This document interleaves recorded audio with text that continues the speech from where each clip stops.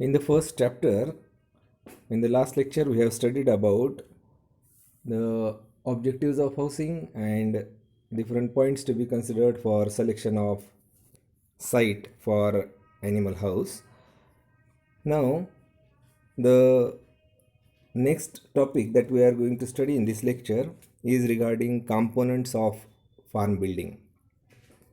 The main components of farm building are floor, roof, manger, allag, gutters, doors, water tank, and walls. For the ease of understanding, you just imagine that you are sitting in a room and you are observing the different components of your room. There is a roof, there is a floor, there are walls, there are windows, there are doors, and other components. So likewise, we are going to study which are the components which are scientifically approved for these modern type of animal farms or dairy farms. So the first one is floor of the house. It should be made up of material which is easy to clean and remain dry. Mostly the cement concrete flooring is carried out along with grooves, or some brick paved blocks are also used for preparing the floor of the animal house. The main objective is that the animals, they are very heavy, and there are chances that if the floor is very smooth, it will be slippery, and the animals may get fractures or injuries. So care should be taken that the material used should be non-slippery, and secondly it should be easy to clean, and it should remain dry, so that the fungal infections and other infections, they can also be avoided. And then the second important thing to be considered is the slope of 3 centimeter from manger to gutter is recommended. Now what is manger? Manger is the place provided in front of the animal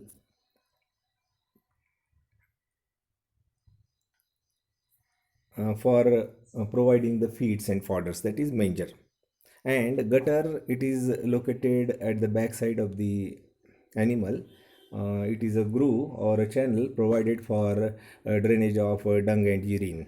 So the slope from that feeding place, manger, to gutter, it should be, the slope should be of 3 centimeters. It is recommended, so it will be suitable that the drain is very efficient. All right. Then the floor space requirement.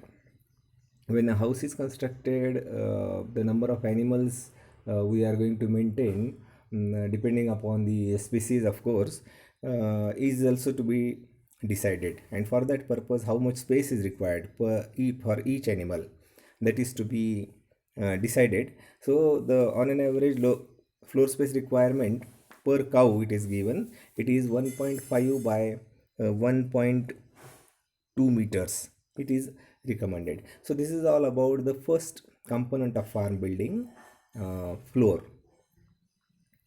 Then the second important component is roof. Actually, it provides a shelter. It protects from the rain, it protects from extreme sunlight. And how it should be, at which height it should be there, of what material it should be used, that is also important. Of course, economy is also an important aspect. Now while providing the housing to the animals, for using different components, the economy is also a factor. It should be economic and it should be convenient also.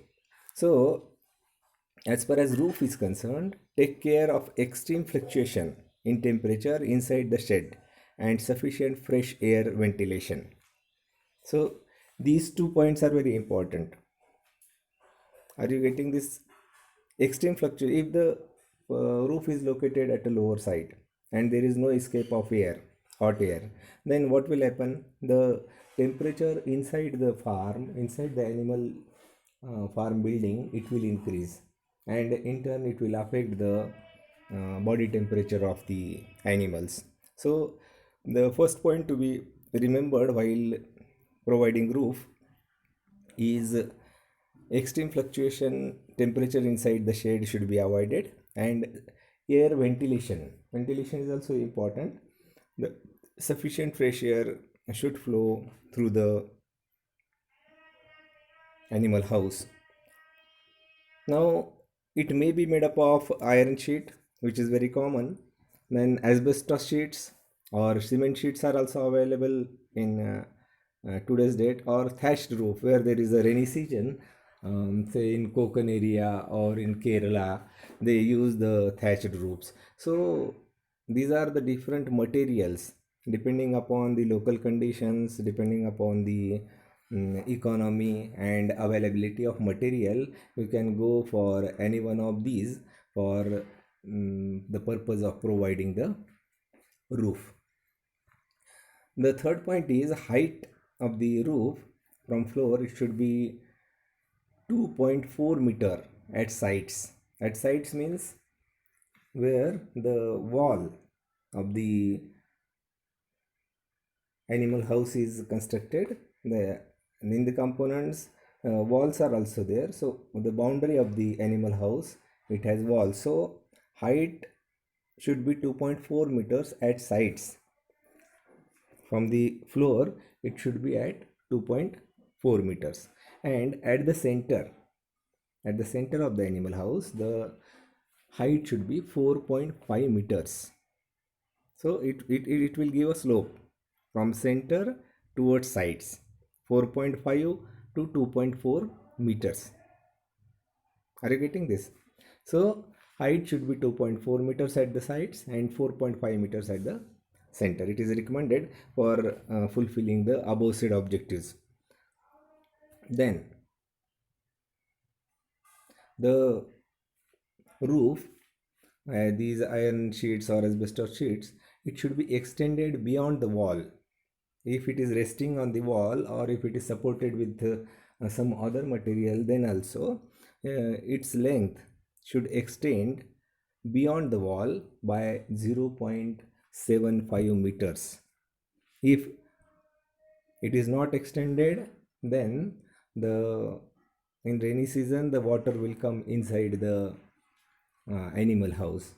For proper drainage of water from roof to outside the animal house, you need to extend these material by 0.75 meters beyond the wall.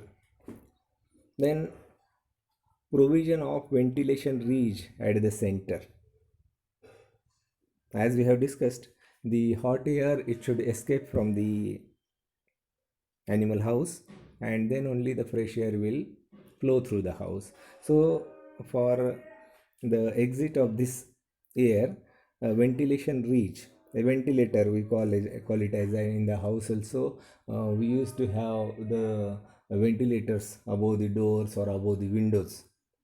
In today's date, they are not being constructed, but previously it was there at the upper side above the windows. A small window was provided, if you have observed, and it is called as ventilation reach. So it should be provided at the roof for the purpose I have told you.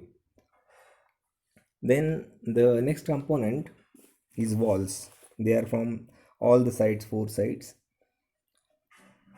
These are the boundaries of the animal house, and they should be constructed by using bricks generally, or any available material, at the taking into consideration the local situation. Width and height of wall 0.3 meter and 1.5 meter respectively, means the width of the wall should be 0.3 meters. All right, and its height should be at least 1.5 meters. From the floor of the house, the wall is to be constructed up to the height of 1.5 meters, along with its width as 0.3 meters. It is recommended.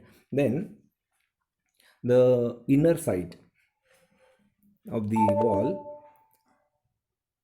it should be smooth and free from cracks and crevices. Means it should be plastered. It should be smooth means it should be plastered from outer side of the wall. If it is not plastered, if it is rough, it doesn't matter. But the inner side of the wall, it should be plastered and it should be kept smooth and free from cracks and crevices. If there are cracks and crevices, it will provide space for the ectoparasites to have the shelter inside these cracks and crevices, and they breed there, and they affect the animals, and ectoparasitic load will increase on the animals. These ectoparasites, they also play important role in transferring some of the diseases also. So better way, the cracks and crevices should be sealed, and the inner wall of the animal house should be smooth. Secondly, the animals, they also used to rub sometimes their body, if they are restless, against the walls, and if the wall is rough, it may injure the animal. Then the another point is whitewash to inner side of wall is recommended. If whitewash is given, two purposes are solved. One, disinfection, the microbes which are present over the wall, they will be destroyed. And secondly, there will be reflection of light. If there is reflection of light, if the white coat is given, there will be reflection of light to the animal house, providing natural light source to the animals. Then the next component is doors. Now, generally, a single door is provided to the animal house. If the house is a bigger one, then sometimes two doors are provided, one for entry purpose and another one for exit purpose. However, the height of the door should be 2.1 meters. Of course, this is with reference to the cattle or buffalo farm. If the house is constructed for small animals, then accordingly the height should be adjusted. On an average, it should be 2.1 meters, and the width should be 1.5 meter for single row.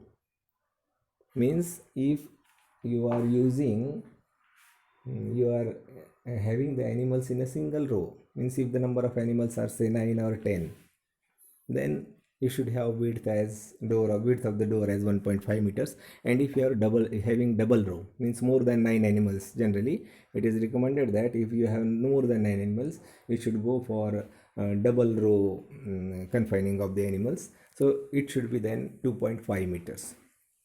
And another important thing is the doors, they should be fixed with the walls, so that with any jerk of the animal body, it should not be disturbed, or it should not get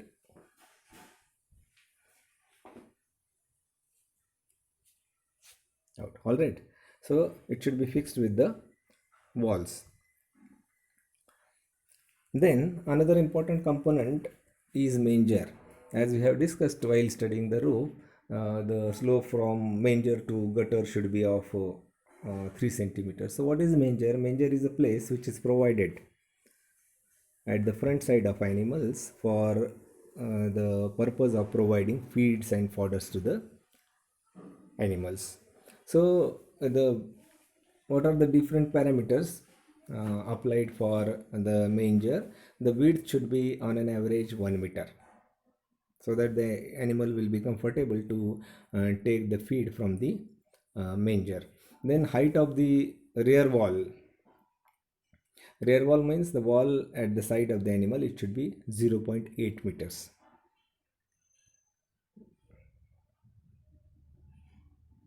And the height of the front wall, it should be 0.2 meter to 0.4 meters.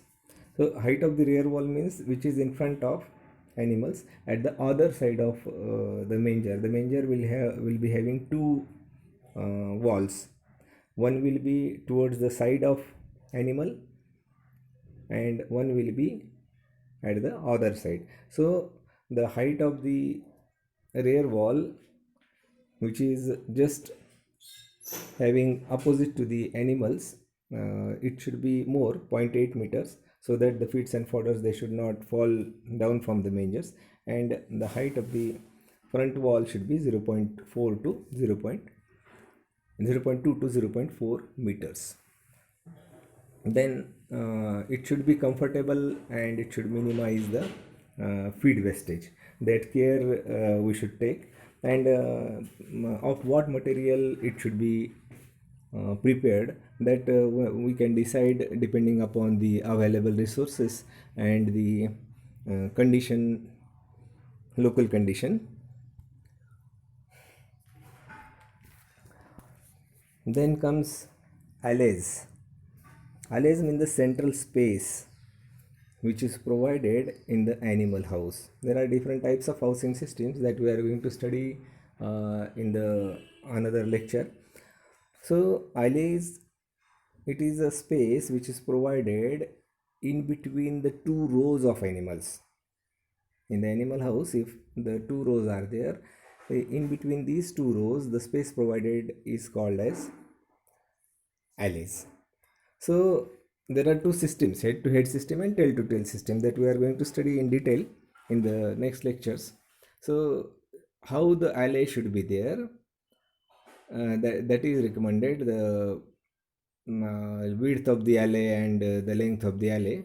In tail to tail system, the width of central litter alley and feed alley should be 1.5 meter and 1.2 meters respectively. In tail to tail systems, the tails of the animals, they are facing to each other, so there will be one alley at the center. All right, this is called as the central alley. It should be 1.5 meters in width, and at the front side of animals, where from where the manger is there and feed is to provided, that is called as feed alley, and its length should be width should be different than the central alley. Then central alley should have 2.5 centimeter slope from the center towards gutters running parallel. Means there are two rows of animals facing to each other, and there are gutters at the end of, at the hind limbs or at the tail side of the animals, and these gutters are provided for the purpose of drainage of dung and urine. So the central space, the alley, it should have a slope towards gutters from center. If it is not there, the content of the gutter may spoil the central alley. Then in head to head system, the central alley or feed alley should have 1.5 meter width. In head to head system, the heads of the animals from two rows, they are facing to each other, so there the recommended width of the central alley is 1.5 meters. Then comes gutter. Gutter, we have discussed, it is a channel which is provided for drainage of dung and urine. It collects dung and urine of the animals, and it is being carried outside the animal house. On an average, the width of the gutter should be 0.6 meters, and the depth of the gutter should be 0.2 meters, and it should have a slope of 2.5 centimeters for every 3.3 meter length. That is also important. When it is being it is running from one end of the animal house to the another end, there should be a slope, so that this waste of the animals or the dung and urine, it should be properly carried outside the animal house towards the drainage. So for that purpose, a proper slope should be provided, and the recommended slope is of 2.5 centimeters for every 3.3 meters of length. So these are the important components of farm building. Other than this, there are different components depending upon the type of animal farming we are having. There may be isolation boxes. These are the units, of course. These are not the components. These are the units. Isolation boxes means the boxes which are provided for the animals which are suffering from disease. If animal is out of the 10 animals, one animal is suffering with a disease, it is not kept with the healthy animals. It may transfer disease to them. So it is isolated, it's feeding, it's watering, it is carried out at that place. So these are called as isolation boxes. These are not the components.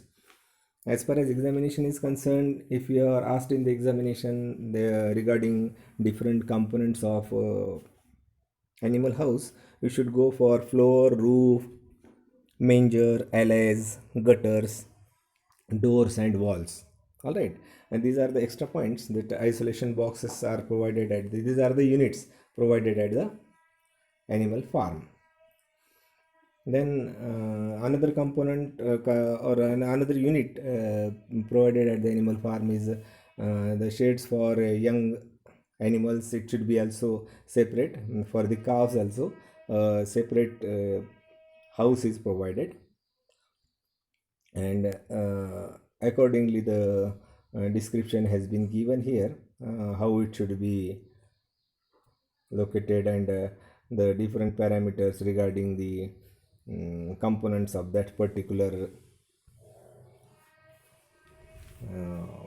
animal house for that particular class of animals. Then another component which is located at every dairy farm is a bull or bullock shed. The bull which is maintained for breeding purpose, it should have a separate house where it should be located, what are the different criterias taken into consideration for providing the or constructing the bullock shed, that has been given here.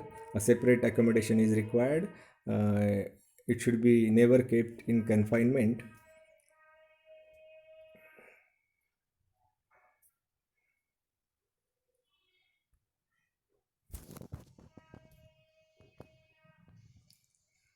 Then there should be ventilation. The light should reach to the house.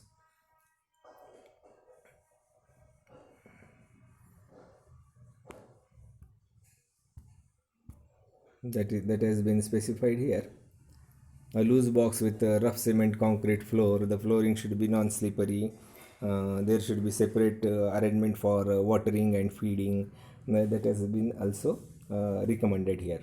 So while studying this particular topic, you just focus on the different components which we have discussed earlier in the topic, instead of the different units which are to be provided at the dairy farm, say calf boxes, the breeding bull house, and all other things. You just concentrate on the components. Components means the roof, I repeat, floor of the house, roof of the animal house, manger, the feeding place, alleys means the central space at the animal farm.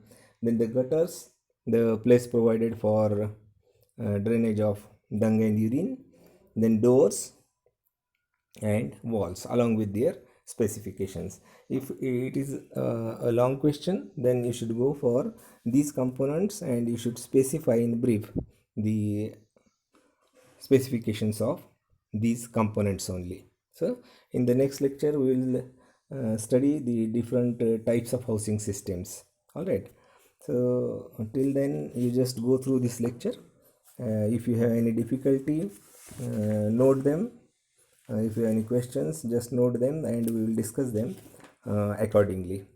So this is all about components of farm building.